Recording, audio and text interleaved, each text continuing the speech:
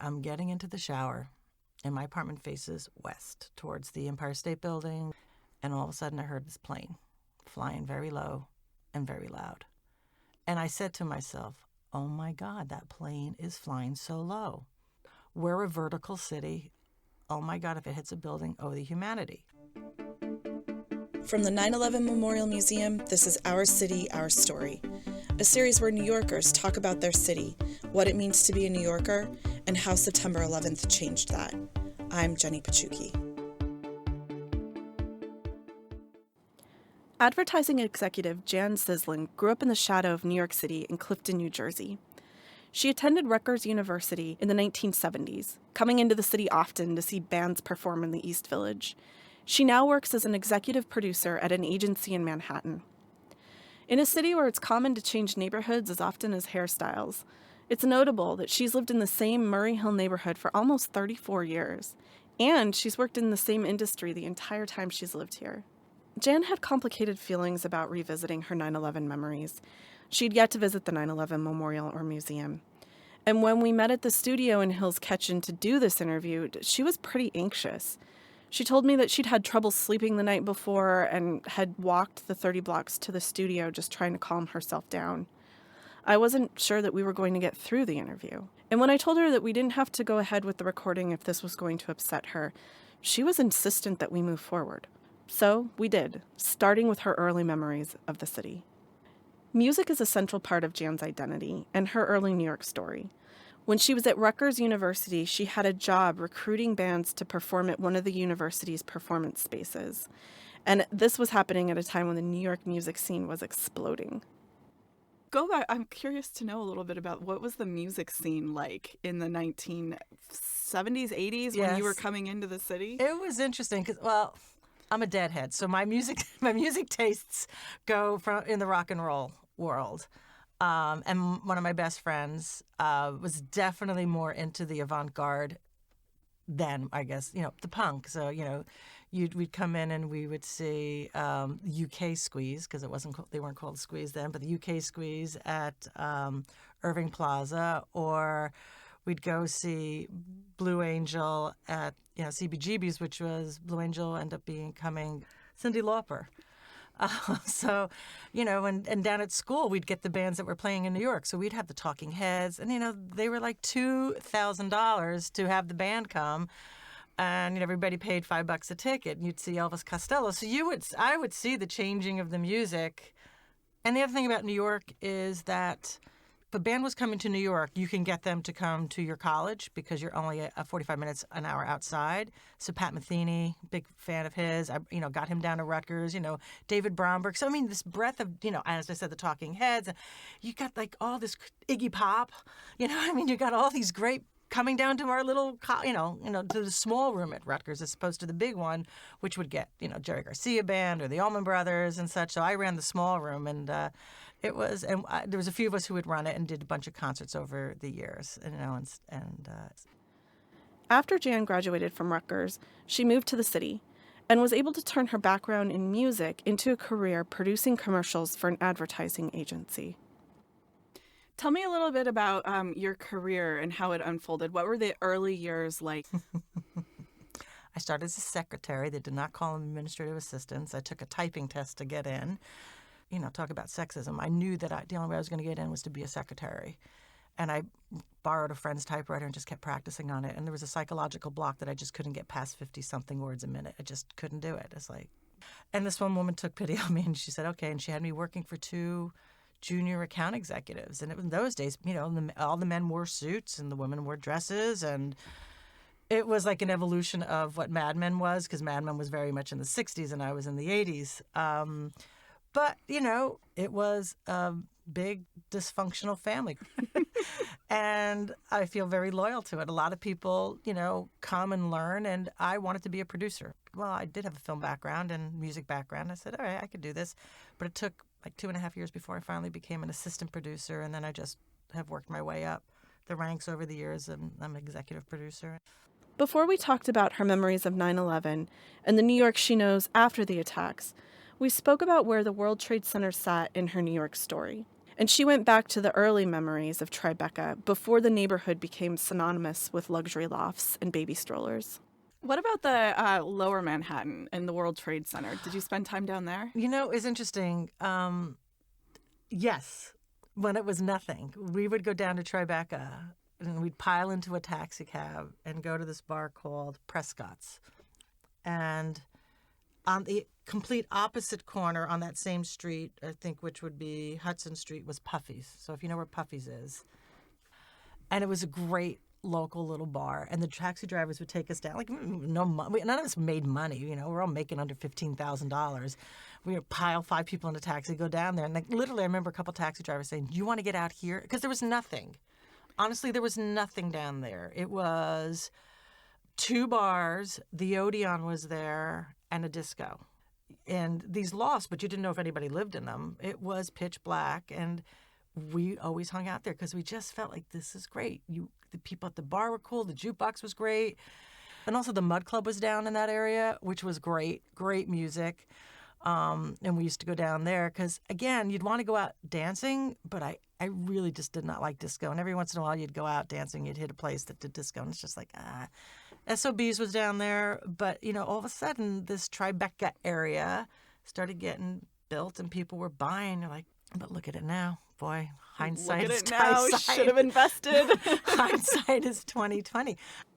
Jan was home on the morning of September 11th. She'd planned to go into work late after taking her car in for a repair. She lives near the Empire State Building.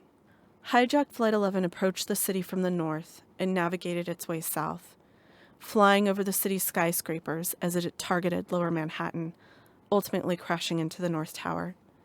She remembers the sound of the aircraft flying low, blocks away from her apartment. I'm getting into the shower, and my apartment faces west towards the Empire State Building, and all of a sudden I heard this plane flying very low and very loud. And I said to myself, oh my God, that plane is flying so low. We're a vertical city. Oh my God, if it hits a building, oh, the humanity. Like, that's what went through my head because it was so loud. I get in the shower, you put the creamers in your hair, you forget about everything. Don't even remember the plane anymore. Get out of the shower, walk into the bedroom, and I'm looking, the news is always on, and the news is on, and I'm seeing, oh my God, a plane hit the trade towers. And I'm dumbfounded, and I'm thinking, stupidly, I willed it. I thought it, and it happened. It's because you don't think it's intentional. You think, who would fly a plane? It had to be an accident, but it's such a gorgeous day. How could this happen? And you're thinking it's a small plane. And even though I heard the jet, I did not put 2 and 2 together. And then it became a fog. I'm on the phone with my husband because his friend works at Marsh. He wasn't there, thank God. We didn't know he was okay till the end of the day. And I'm like, again, still in my towel. My towel didn't come off till 1 in the afternoon. I know, because I was in shock. And I'm calling my husband, and he's asking me, about our friend's phone number and what floor is he on, and the second plane hits, and and then you realize it's a second plane, and just numb. And then I'm watching the teletype on the bottom saying, Pentagon hit. And you're just numb. You're like, what is going on? You're just dumbfounded. I never left the TV, and I don't remember the buildings falling. I have blanked that out. After that, Jen left the apartment and went to the nearest ATM, assuming she would need cash. While on the streets, she began to observe the spirit of her city responding to the tragedy in a way that New York became known for. I remember seeing a van, it was crawling traffic up 3rd Avenue. And I remember seeing a work van, these tough guys in it. And this wonderfully dressed elderly woman, probably in her late 60s, a suit and hair coiffed, in her heels, getting out of the van. They drove her uptown and she was getting out and she was thanking them. It was, everybody says New Yorkers are tough and rude. Even on good days, they're not tough and rude. It's like that really just annoys me. And they always say, oh, only when a crisis comes out are New Yorkers really, together. No, they're always great. You know what I mean? You fall, people come running. I would say more than not, New Yorkers are a community. A crisis brings it out more for any community. You see it more, but you're seeing what's already there in the DNA. On September 11th, Jan also became one of those New Yorkers who followed an impulse to do something, do anything. So she and her husband teamed up and started making sandwiches. So my husband came home from work. We went back and said, okay, we don't know what's going on with a friend. Let's go donate blood. So we go down to NYU to donate blood because we were going crazy at this point. It was like 2, 3 in the afternoon. And what we see is we don't see anybody online anywhere at NYU. And I remember 2 fighter jets flying overhead. And I went, what is wrong with this picture? There's not supposed to be fighter jets flying over New York City. And then we look down 2nd Avenue and you just see that stream of smoke blowing east, this dark line of smoke. And it was just like eerie. You felt like you were in some surreal, eerie world. And we came back and just felt like we needed to do something. And I said, you know what, maybe we should make sandwiches. So I called my friends and I said, let's make sandwiches. And I can't remember if we made them that night. I think we made them the next day. And I said, I have a couple cans of tuna here. Let's just make a couple sandwiches. The next thing you know, it became like, all right, going to D'Agostino's and buying them out of tuna fish and buying them out of peanut butter and jelly. Well, let's leave 1 loaf of bread and 1 can of tuna for somebody. But came back and we just felt the need to make sandwiches. And so we made 200 sandwiches. One was, my husband was very specific. Tuna has to go in this one so we can tell them it's mayo. So they can refrigerate it. And this is the PB&J.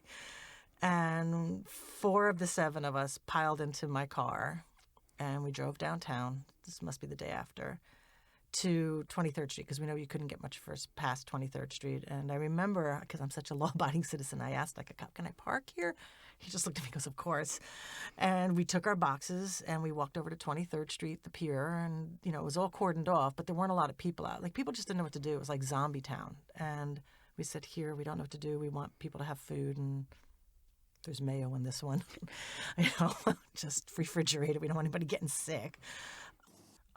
We put our names on to be volunteers if needed. Our agency immediately jumped in, volunteers, whatever we could do, the firehouses, everything, what can we do? And Rob and I got called to volunteer the Monday before Thanksgiving. And they said that this is the day they're going to be serving Thanksgiving dinner down at one of the cafeterias. We were at one on Vesey Street in one of the colleges down there. Went in, prepped food, and the workers, everybody came through this line. There's different places that they can get food and relax, but we were put into the kitchen detail. And I remember the line for food for lunch was, I don't know how long it was. I could only see it kept going. And no one said a word. And then they would finally, when we were finally serving, they'd come up and everybody was just saying, thank you. And I'm going, thank us. You guys are down here breathing and dealing and looking for people, and thank us. No, thank you. And it was everybody. It was like, the top military, anybody came through that same line. You would have these workers that came in from South America who were helping, digging and doing iron work. And you'd had, whatever top brass coming through. Everybody waited on that line, and they were just so appreciative that we were serving food, and we were really blown away about the people who were working down there trying to get our city back. How grateful they were to us, and that was very humbling. And I remember afterwards, when we were done with our shift, we had our hard hats on, and we said, "No one's stopping us." So we walked to the North Tower, right up to the gate. You could still see the skeletal pieces were still in there. And I've never, ever in my life felt such anger. I was like shaking with rage. As I said, 15 years after the attacks, Jan still carries deep emotions. I have yet to go to the memorial. I will. I want to see the pools. I don't know if I could make it into the museum, though I saw, I think, an ad or something the other day about a New Yorker who went through it for the first time. It was a guy. Mm-hmm.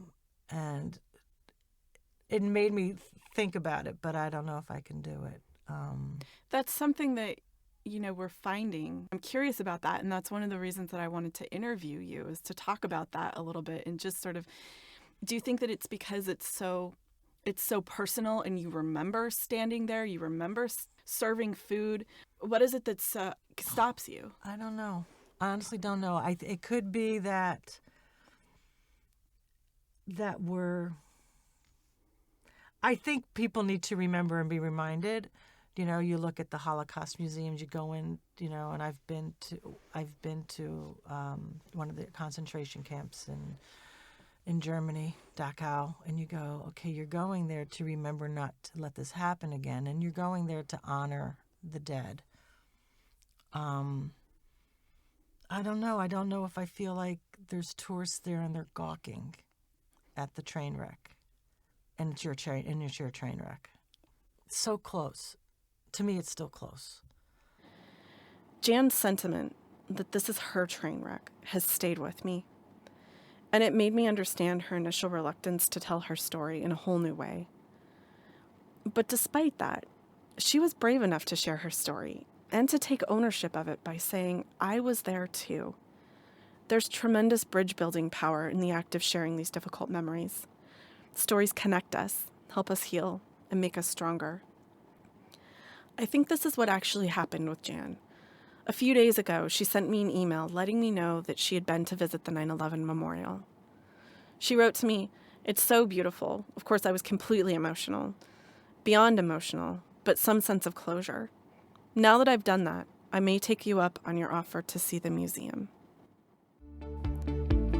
From the 9/11 Memorial Museum, this is Our City, Our Story.